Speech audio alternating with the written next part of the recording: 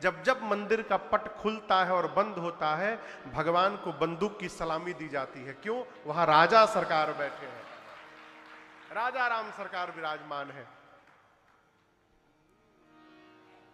अयोध्या के रघुकुल के मणि कौन? वेद जिनका नाम महाराज श्री दशरथ बताते हैं। परिचय क्या है?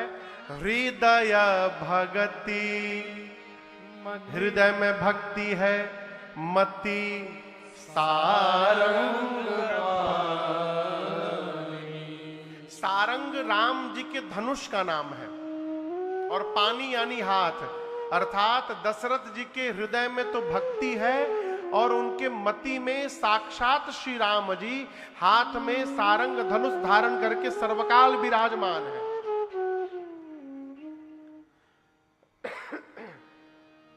आप कहोगे महाराज अभी तो जन्म हुआ नहीं तो राम जी कैसे आ गए मति में? प्रश्न है ना।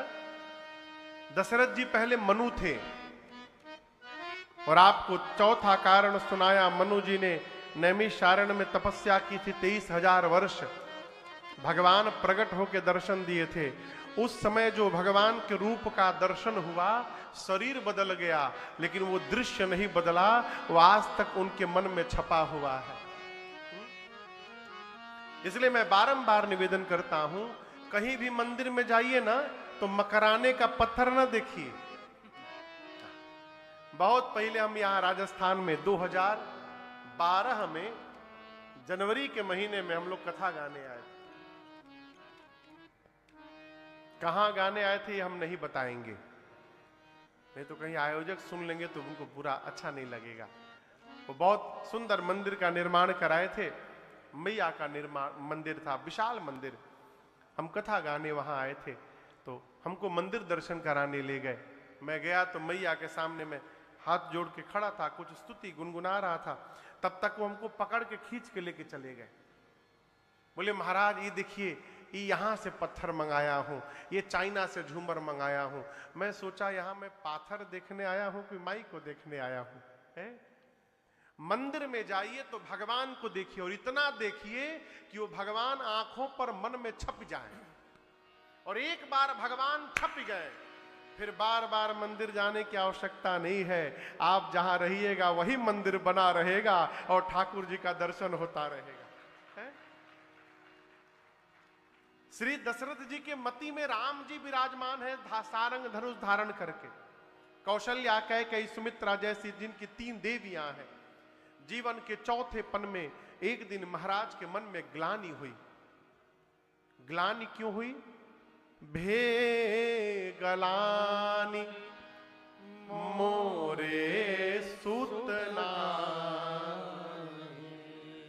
इसलिए ग्लानि हुई कि महाराज के पास कोई पुत्र नहीं था।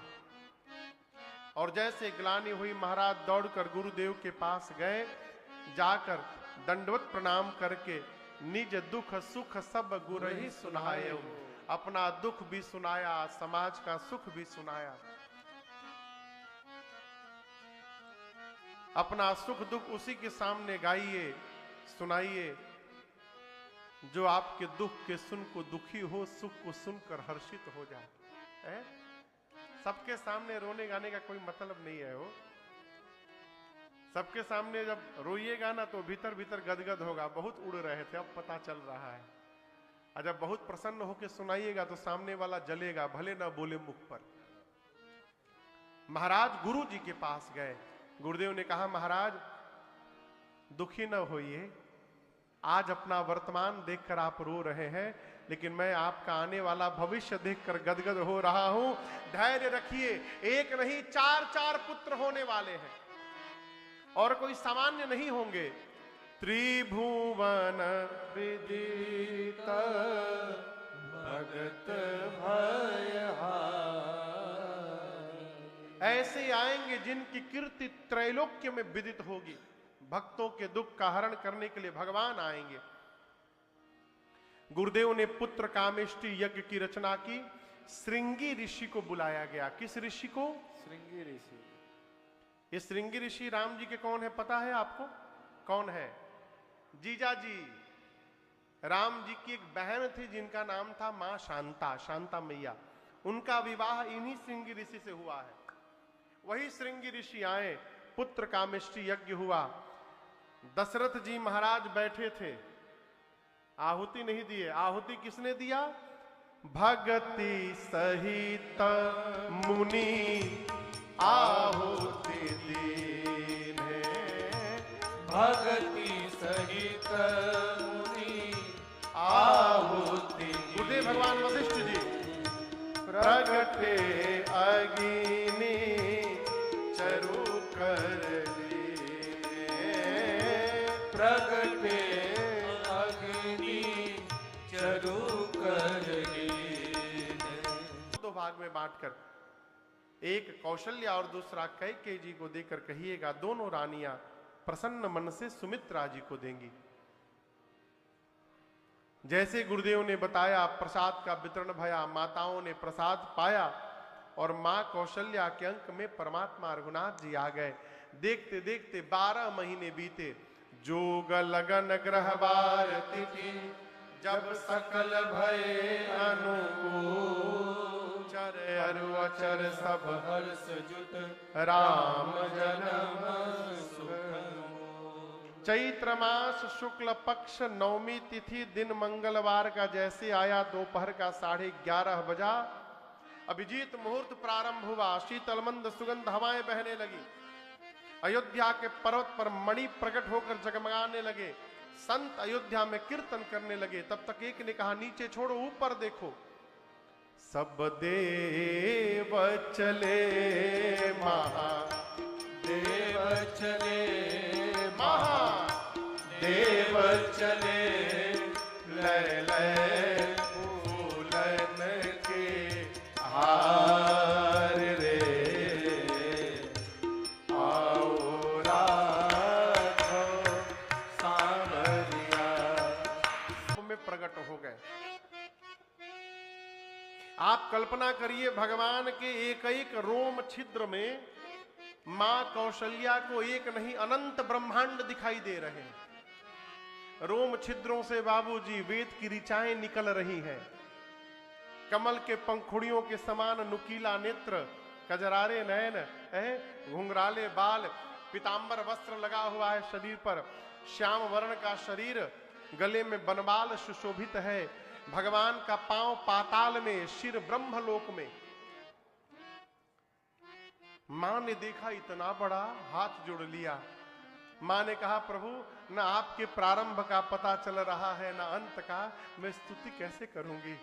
और एक बात कहूं, आप कोई मानेगा प्रभु कि आप मेरे पेट में से आए हैं?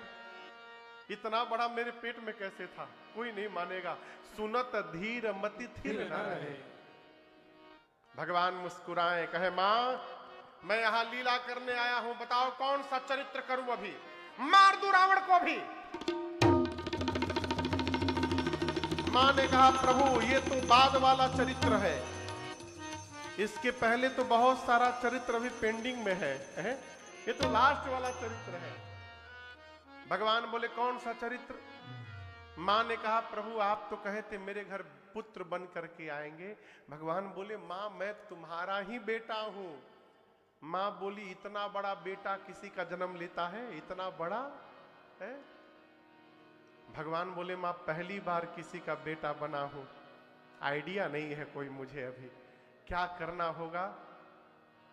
मां ने कहा कि जय शिशु लीला अति प्रिय शीला, यह सुख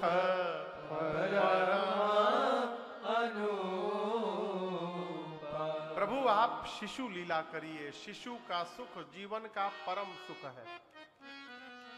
जैसे मैया ने कहा, भगवान तुरंत छोट बालक बन गए। छोटे बालक बन करके, नवजात बालक बन करके भगवान बोले, अब तो ठीक है ना मां? मां बोली 50% हुआ ठीक। भगवान बोले, आपने कहा बालक बनो, मैं बालक बन गया, अब क्या कमी है? मां ने कहा, प्रभु जो बालक जन्म लेता है वो बात नहीं करता है, आप तो मेरे से बात कर रहे हैं। मैंने कहा था की जाए शिशु लीला, आप शिशु बन गए लेकिन शिशु की लीला नहीं कर रहे हैं। मां भगवान पूछे कौन सी लीला? मां ने कहा प्रभु जो बालक जन्म लेता है, जन्म लेते सबसे पहले लीला जो करता है वो रोता है। आप तो मेरे से बात कर रहे हैं। भगवान बोले अब रोना भी पड़ेगा? मां ने कहा पूरे जगत को हंसाने के लिए आज जगदीश को रोना पड़ेगा। आप जब तक रोएंगे नहीं कोई प्रसन्न नहीं होगा प्रभु। तो मां की बात सुनकर सुनी बचन सुजाना, रोदन ठाना, होई बालक सुरभूपा। भगवान रोदन ठान दिए। लेकिन यहां पर बाबूजी एक गलती हो गई मैया से। क्या गलती हो गई? कौशल्या मैया ने राम जी को रोने के लिए तो कहा, लेकिन ये कहना भूल गई कि 5 मिनट के बाद चुप हो जाइएगा। गोस्वामी जी कह रहे हैं भगवान ने रोदन ठाना, अर्थात राम जी रोना प्रारंभ किए तो चुप होने का नाम ही नहीं ले रहे। दासियां द्वार पर बच्चे की रोने की आवाज सुनी, जा करके महाराज से बोली महाराज बधाई हो, बधाई हो, बधाई हो महाराज, लाला हो गया, बधाई हो, बधाई हो। महाराज सुने इतने आनंद में आए गए, बधाई बजाने वालों को बुलाएं और आकर शुरू हो गए। अरे जन्म लिए रघुरैया हमें, प्रातः स्मरणी पूज्य बिंदु गोस्वामी जी महाराज, उनकी रचना है। हमें निज धर्म पर चलना बताते रो। किसी महापुरुष के श्री मुख से मैंने श्रवण किया है। एक बार राम जी ने लक्ष्मण जी से पूछा कि लक्ष्मण मेरे चरण सुंदर हैं कि सीता के चरण सुंदर हैं?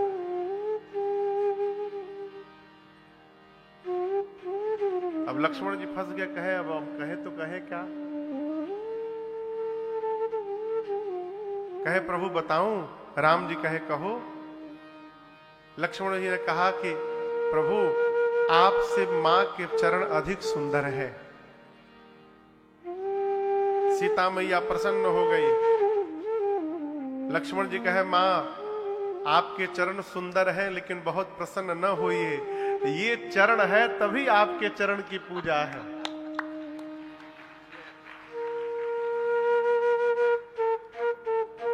राम जी भी प्रसन्न हो गए।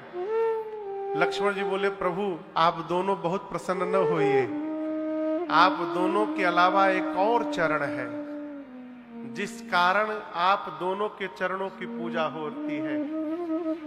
राम जी बोले यहां केवल हम ही दो हैं, जानकी और मैं, हम दोनों के अलावा तीसरा चरण क्या, कौन आ गया? लक्ष्मण जी बोले प्रभु वो आप दोनों के आचरण है, आप दोनों के आचरण ऐसे हैं कि आपके चरणों की वंदना हो रही है। ये सदा शुभ आचरण करना सिखाते रोज रामायण। प्रथम श्लोक में गणपति भगवान और मां सरस्वती को गोस्वामी तुलसीदास जी ने वंदन किया। दूसरे श्लोक में यहां दर्शन करिए, बाबा कहते हैं भवानी शंकरौ बंदे। कौन? श्रद्धा विश्वास रूपिणौ याभ्यां विना न पश्यन्ति सिद्धः स्वान्तः समीश्वरम्। दूसरे श्लोक में गोस्वामी तुलसीदास जी ने एक साथ मां पार्वती और भगवान शंकर जी को वंदन किया। क्यों वंदन किया? आपसे निवेदन करूं, मां पार्वती श्रद्धा है। पार्वती जी क्या है? श्रद्धा, और भगवान शंकर विश्वास। गोस्वामी जी एक साथ इसलिए वंदन करते हैं कि जीवन में जब तक श्रद्धा और विश्वास का मिलन नहीं होगा तब तक कोई भी कार्य पूर्ण होने वाला नहीं है, है? देखिए, साधन चाहिए, लेकिन साधन के साथ साथ आत्मबल भी चाहिए। जिसके पास साधन है और आत्मबल नहीं है, साधन रहते कुछ नहीं कर सकता। और जिसके पास आत्मबल होता है, विश्वास होता है, उसके आत्मबल से साधन उसके पास अपने आप पहुंच जाते हैं और वो असंभव को भी संभव कर जाता है। ये आत्मबल कैसे निर्माण होगा? ये विश्वास से हम कर सकते हैं। ये प्रसंग कहता है, माई बाप, जीवन में कोई भी कार्य करने जाइए तो पहले स्वयं को विश्वास में रखिए कि हम कर सकते हैं, हम कर सकते हैं। और विश्वास कब होगा जब उस कार्य के प्रति हमारी श्रद्धा होगी। देखिए, श्रद्धा हो जाए ना तो विश्वास अपने आप उत्पन्न हो जाता है। इसलिए जो भी कार्य भगवान ने आपको सौंपा है, अपने कार्य में श्रद्धा रखिए। गोस्वामी जी ने एक साथ मां पार्वती और भगवान शंकर को वंदन किया दूसरे श्लोक में। तीसरे श्लोक में भगवान शंकर की अकेले वंदना की, और आज विश्वास रूप में नहीं, जगत के गुरु के रूप में। वंदे बोधमयम नित्यम गुरुम शंकर रूपिणम यमाश्रितो हि वक्रोपि चंद्रः सर्वत्र वंद्यते। भगवान शंकर को त्रिलोक का सद्गुरु बताया गया। तुम त्रिभुवन गुरु वेद वक्ता। देखिए, गुरु कौन है, उसको समझ आ जाए। गुरु कौन है? जो हमारे जीवन के अंधकार को प्रकाश में परिवर्तित कर दे, हमारे जीवन को सही दिशा प्रदान कर दे। देखिए, दिशा यदि प्राप्त हो जाएगी तो जीवन की दशा बदलने में विलंब लगने वाला नहीं है। और दिशा नहीं मिलेगी तो भटकते रहिए, है? भगवान शंकर त्रैलोक्य के गुरु है। क्यों?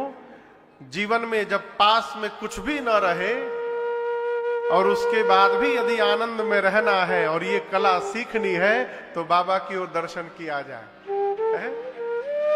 यहां तो कोठी में रहने के बाद भी जीव रोता है, और बाबा कैलाश पर, पहाड़ पर, बिना कुछ वृक्ष के नीचे बैठे हैं और हर क्षण आनंद में रहते हैं। ये स्वभाव सीखने योग्य है। मां ने, गोस्वामी तुलसीदास जी ने भगवान शिव के गुरु स्वरूप का वंदन किया। इसके बाद चौथे श्लोक में आदि कवि बाबा वाल्मीकि और श्री हनुमान जी को वंदन किया।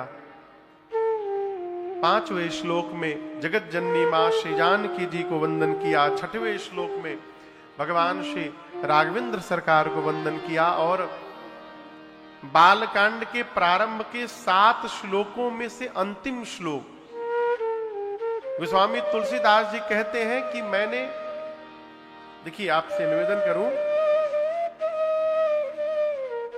ये जो ग्रंथ है ना, ये शोध पत्र है। ये गोस्वामी तुलसीदास जी के जीवन का शोध का परिणाम है। आप में से कोई पीएचडी किया हुआ है, डॉक्टरेट? अच्छा, चलिए, कोई नहीं है। घर परिवार जान पहचान में कई लोग मिलेंगे आपको जो डॉक्टरेट किए होंगे, उनसे पूछिएगा। जब डॉक्टरेट करते हैं, पढ़ाई करते हैं, तो थीसिस लिखना पड़ता है, शोध। तो जब थीसिस लिखते हैं तो उसके प्रारंभ में या अंत में एक सूची बनाई जाती है कि इसको लिखने के लिए हमने किस किस ग्रंथ का आश्रय लिया, और उसकी पूरी सूची दी जाती है कि हमने इस ग्रंथ से पढ़ा, इस ग्रंथ से पढ़ा, यहां से लिया, यहां से लिया, वो पूरा लिखा जाता है। ये बालकांड का अंतिम श्लोक, 7वां श्लोक, ऐसा लगता है कि गोस्वामी तुलसीदास जी ने वही सूची प्रस्तुत की है। गोस्वामी जी कहते हैं कि मैंने श्री रामचरितमानस की रचना कैसे की, ये 7वें श्लोक में कहते हैं। कैसे की? नाना पुराण निगमागम सम्मतम यद रामायणे निगदितं क्वचिदन्यतोऽपि स्वान्तः सुखाय तुलसी रघुनाथ गाथा भाषा निबंध मतिमंजुलमातनो। नाना पुराण, पुराण कितने हैं पता है? कितने पुराण हैं? 18। कितने? 18 वेद। भगवान कितने हैं? 4 वेद। गोस्वामी जी कहते हैं 18 पुराण, 4 वेद, 6 शास्त्र, जितने उपनिषद मैंने सुने, और इसके अलावा रामायणे निगदितम क्वचिदन्यतोपि, जितने रामायण हुए। कल आपसे एक निवेदन किया था, रामायण की संख्या 100 करोड़ से ऊपर है। 70 साल की अवस्था तक गोस्वामी जी जितने रामायण पढ़ लिए थे, 4 वेद, 18 पुराण, शास्त्र, उपनिषद, गोस्वामी जी कहते हैं सबके सारांश को निचोड़कर और मैं इस ग्रंथ की रचना करने जा रहा हूं। ये प्रसंग कह रहा है कि हम और आप घर में बैठकर यदि केवल श्री रामचरित मानस को ही पढ़ने का स्वभाव बना ले तो सभी ग्रंथों के पढ़ने का फल स्वतः प्राप्त हो जाएगा। ये यहां प्रमाणित होता है। इसका एक जीवंत उदाहरण मैं दूं। एक बड़े अद्भुत साधक हुए श्रीधाम वृंदावन में।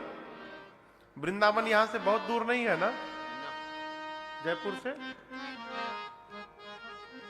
4-5 घंटे में, हाँ बहुत दूर नहीं है। वृंदावन में एक साधक हुए, प्रातः स्मरणीय पूज्य श्री परम वेदांती अखंडानंद जी महाराज।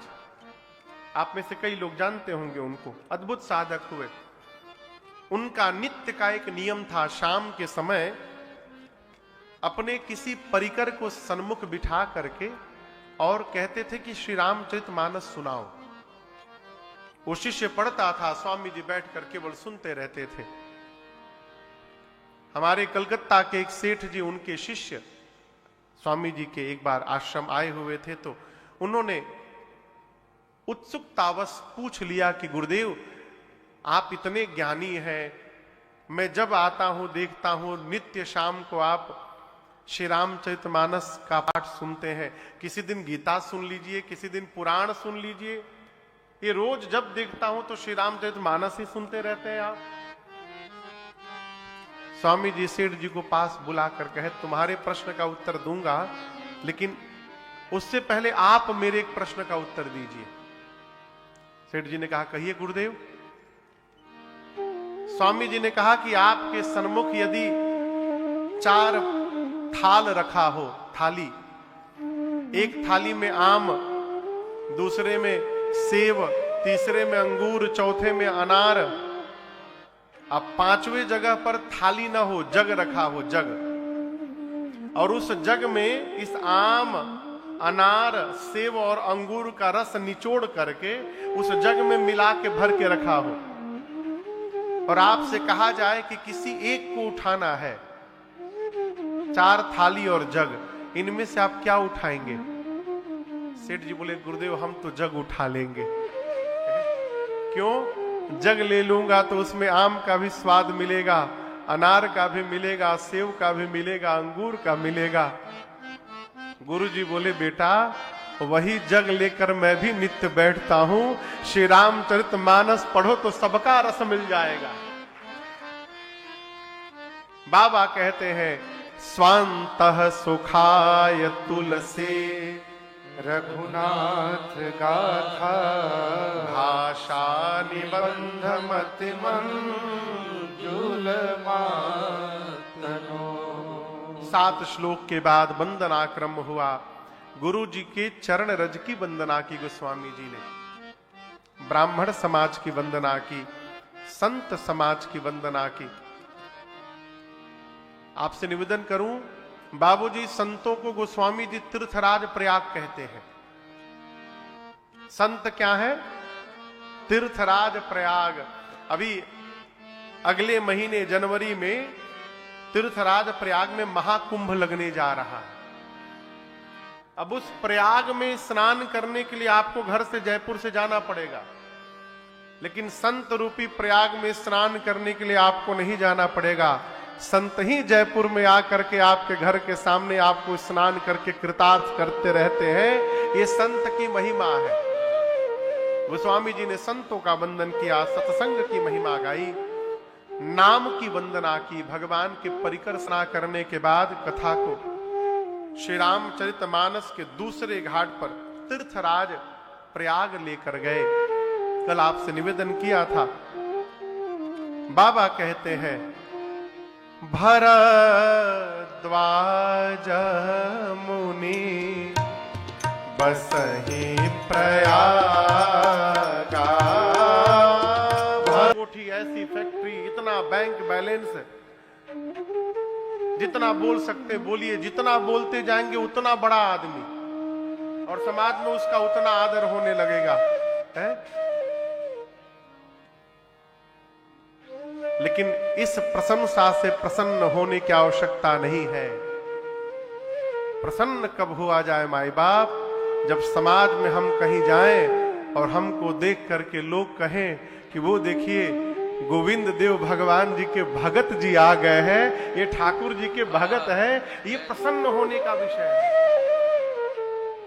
मानव के जीवन का यही वास्तविक प्रशंसा है, और यही प्रशंसा जीवन को धन्यता प्रदान करती है। यहां गोस्वामी जी कहते हैं भरद्वाज जी के लिए ये नहीं बोले कि इनके 350 आश्रम है।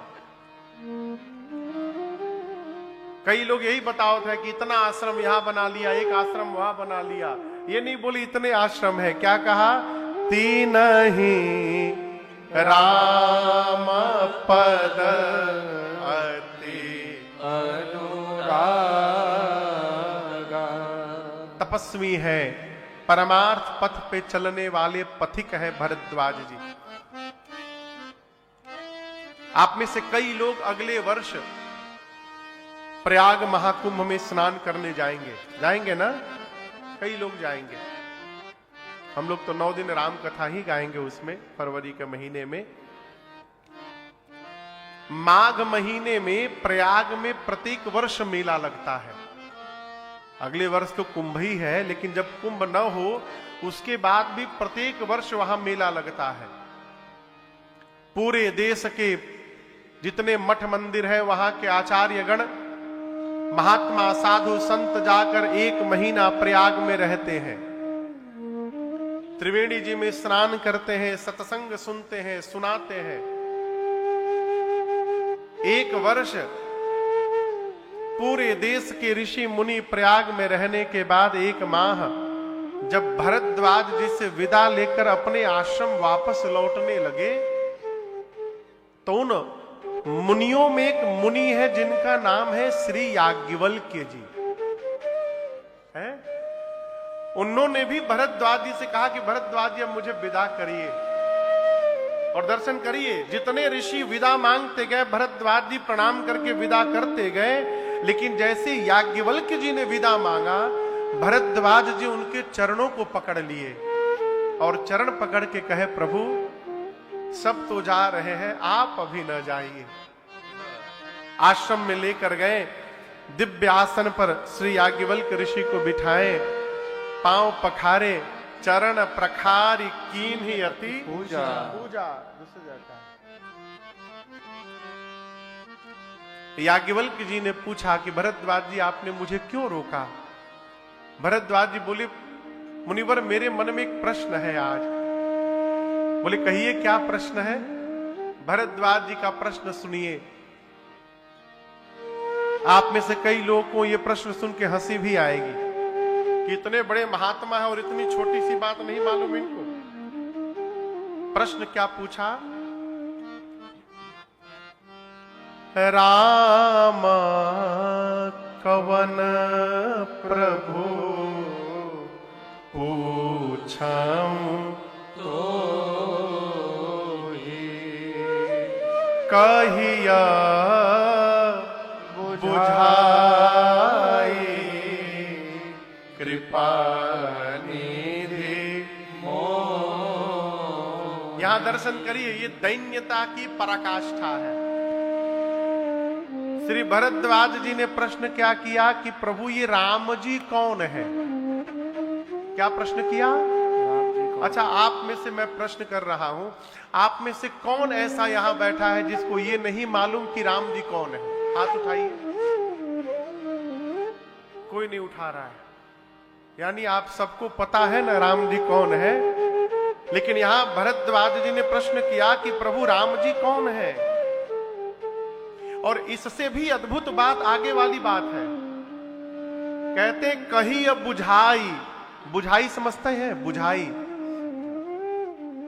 बुझाता, इसका मतलब बुझाई मतलब समझा करके कहिए। कही अब बुझाई कृपा निधि मोहि। भरद्वाज जी कहना चाहते हैं आप इतने बड़े ज्ञानी हैं कि मेरे प्रश्न का उत्तर एक शब्द में दे सकते हैं, लेकिन मैं उतना बड़ा ज्ञानी नहीं हूं। ऐसा न हो जाए कि आप उत्तर दे भी दे और मेरे पल्ले कुछ पड़े ही नहीं। इसलिए मैं आपसे प्रार्थना करता हूं, जिस भाषा में मुझे समझ आ जाए उस भाषा में समझाने की कृपा करिएगा। सरलतम भाषा में कही अब बुझाई कृपा निधि मोहि। आगे कहते हैं, लेकिन एक बात उससे पहले मैं और कह दूं, एक राम जी को मैं भी जानता हूं। भरद्वाज जी की बात सुनकर याज्ञवल्क्य ऋषि बोले, कहना क्या चाहते हैं आप? बोले प्रभु यही पूछना चाहता हूं राम जी कौन है, लेकिन एक राम जी को मैं जानता हूं जो अयोध्या वाले महाराज दशरथ जी के पुत्र राम हैं। उनकी कीर्ति त्रैलोक्य में विदित है। उनकी पत्नी का हरण हुआ, क्रोध आया, जाकर युद्ध में रावण का उन्होंने अंत कर दिया। मैं पूछना चाहता हूं, जिन राम जी को मैं जानता हूं, क्या भगवान शंकर भी उन्हीं राम जी का नाम जपते हैं? कि शंकर जी जिन राम जी का नाम राम राम राम राम जपते हैं वो कोई और राम है, अब मैं जिनको जानता हूं ये कोई और राम है? ये दोनों एक ही राम है कि दोनों अलग अलग राम है? भरद्वाज जी के प्रश्न को सुनकर याज्ञवल्क्य ऋषि गदगद हो गए, मुस्कुरा उठे। बाबा कहते हैं कि जाग बलि का बोले मुस्काई, जाग बलि का बोले मुस्काई। सुनकर याज्ञवल्क्य ऋषि गदगद हो गए। कहे मुनिवर, मैं ये बात जान गया हूं कि आप मन से, वचन से और कर्म से